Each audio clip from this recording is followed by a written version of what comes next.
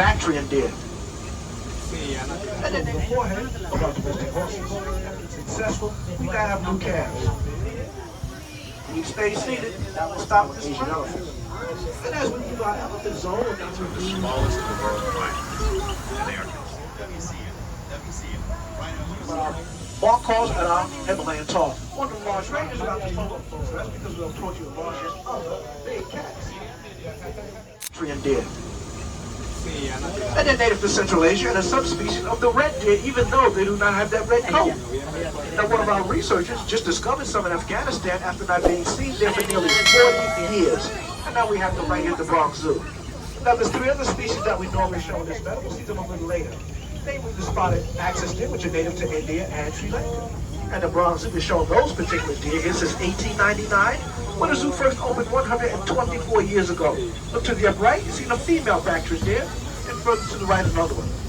We're also going to be on the lookout later on tour for the Blackbuck antelope, which are classified as sexually dimorphic, only meaning that the males and the females look different, though they're all the same species. Now the females have a tan coat white belly with no horns, where the males will have that chocolate coat white belly with those horns. And we're also going to be in the lookout for the Barasingha deer. Now they get their name from the look of the male deer, and the Barasingha means 12 times in Hindi. And that just means that the males have 12 to 14 points on those animals. Now look to the upper right. One laying down, one standing by. Those are female Barasingha deer, and right behind it is a female Bactrian deer. Now we just received the Bactrian deer just 3 years ago. Beautiful species. Now we all know that a species that's extinct no longer exists. Now the next animal, the verge of extinction, in fact the Mongolian wild horse, or the Przewalski's horse, was extinct in nature. And they can only be found in zoos, but recently there have been some reintroductions of the Mongolian wild horses in areas of Mongolia and China from North America and Asian zoos. And as the train's about to round this corner and we're coming into the lower part of our meadow, we'll soon be on the lookout for the beautiful Mongolian wild horses. Now as we come around, folks start looking to the fall back in that enclosure. Now as you're looking at them, folks, I'm pretty sure you notice the difference between these horses and our domestic ones. One, they have shorter legs and a stockier build. They also have an erect mane. They're missing the forelock. That's a piece of mane that drapes over the forehead of our domestic horses. Now the Bronx Zoo received its first animals in 1902, and to date, we've had over 50 Mongolian wild horse foals born right here at the Bronx Zoo. Now in the meantime, here's one of our animal experts. His name is Jonathan Slack, to speak more about these wonderful animals. Again, Jonathan Slack. Jonathan Slack. They're from San Diego. They arrived by special truck as we're trying to increase our herd. And we have been successful. We gotta have new calves. Now only 4 zoos in America carry this species, and of course the Bronx is one of them. Now before we fully pass them by, try to get a good look at those horns. Now those horns are curving in, those are our females. If they're slightly pointing up, those are our males. Again, they're the Gaur, the world's largest wild cattle. And not too many other animals bother them. They're as powerful and big. And ahead of this particular, there's a female known as the matriarch. The Gaur is the world's largest land mammal. And of course, we're talking about our Asian elephants, Happy and Patty. Now, Happy's going to be right below us down to the bottom right, and we'll see Patty's to come up. Look down right below us. That's Happy, our Asian elephant. Now, that large tree that you see by the tip of their pool, that's an elephant-sized back scratcher. Now, African and Asian elephants are iconic animals worldwide, but they're struggling in the wild. Now, the first thing that you notice about these two lovely ladies is their size. Asian elephants can weigh more than 10,000 pounds, so they need a lot of vegetation. On top of that, our elephants eat about 200 pounds of hay. They drink about 60 gallons of water. Now, folks, you gotta stay seated back there. We're coming to another elephant. Please stay seated. Please stay seated. Please stay seated. Now we'll stop this train. Please stay seated. In the back. We'll wait. Thank you so much. Now, if you look to the right, we're coming up on Patty. Very close to the train. Now, our elephants eat about 200 pounds of hay. They drink about 60 gallons of water.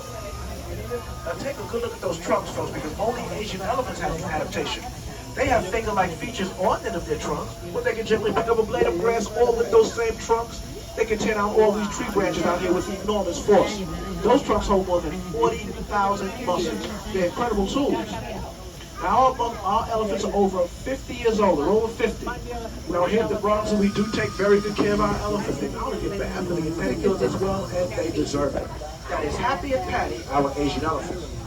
And as we move our elephant zone, and now we look out for another large mammal, tends to weigh around 3,500 pounds. But nothing can be further from the truth when you're talking about a rhinoceros skin. And Asia made back in 1977 and made large of our rhinos all by themselves just by continually stomping around it. That's how they made it big. And they've been doing it for the last 46 years. And here's some more about our rhinos. Let me see it. Rhinos are seen here in India. We work with habitats all over the world that are homes to rhinos. Here is a note from our field office in Sumatra. And Ulam works with the Sumatran rhinos. Sumatran rhinos are the smallest of the world's rhinos, and they are considered critical. Which are found right near their eyes. Now the train comes up, look to the upper right corner. You start to see our animals way back near the corner. They will eventually start coming down. And standing right before us is a female Nilgai. White black socks. And the other one's going to start coming out eventually. Now the area that we're now entering, folks, we're going to look out for the cute little Chinese Tufted. They're very elusive. 40 pounds maximum weight. You get to see one too. Just like our white-tail deer here in New York, they have a white tail in the rough. And when they flash that tail, that's the signal danger to the other deer. And it also allows us small paws to follow their mothers and fight again once they sense danger. Now these deer are very rarely found in zoos outside of China, so we're very fortunate. Maybe with the Bronx Zoo, they get them very elusive. We haven't spotted one yet. Might be up on the hill to the right, we see our Markhors and our Himalayan Tahr. On the large rock, straight ahead, some of our baby Markhors. Now quickly, folks, look to the bottom right. These are our male Markhors with these long corkscrew horns, which on the males can grow as long as 5 feet. 5 feet on the males and 10 on the females. And the males also sport those cool beards under their chin. Now these animals are able to jump 6 feet straight in the air. That's without a running start. And our Markhors are going to climb these trees just to reach the fresh leaves. They're excellent climbers and leaves. Now look down to the bottom right. You're now looking at a Himalayan Tahr. Notice the shaggy coat in this one, laying between 2 trees, and the ones that go directly back over the head. There's another one right below us. Up on the large rock, I see a female Markhor with some of her babies. Now, if we did want to study these animals, get ready to do some real serious rock climbing. Our Markhor and the Himalayan Tahr. Now, the train is about to float up, folks. That's because we're approaching a large tree that looks like the shape of a V. Now, behind that tree is a smaller tree. And laying to the far right on this special branch is Linus, our red panda. So look down to the far right, there he is.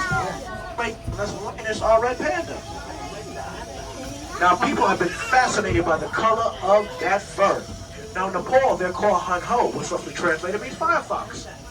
And the Chinese word for red panda translates small bear cat.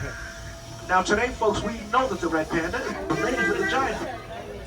They're more related to skunks, weasels, and raccoons, though they both do eat bamboo. And if you'd like to see some more of our red pandas, you can visit our Himalayan highlands, which is a short walk from the monorail. And you'll also be able to see our snow leopards, Asia's other big cats. And as we round this at an end, and you've heard from some of our animal experts, and you tried out some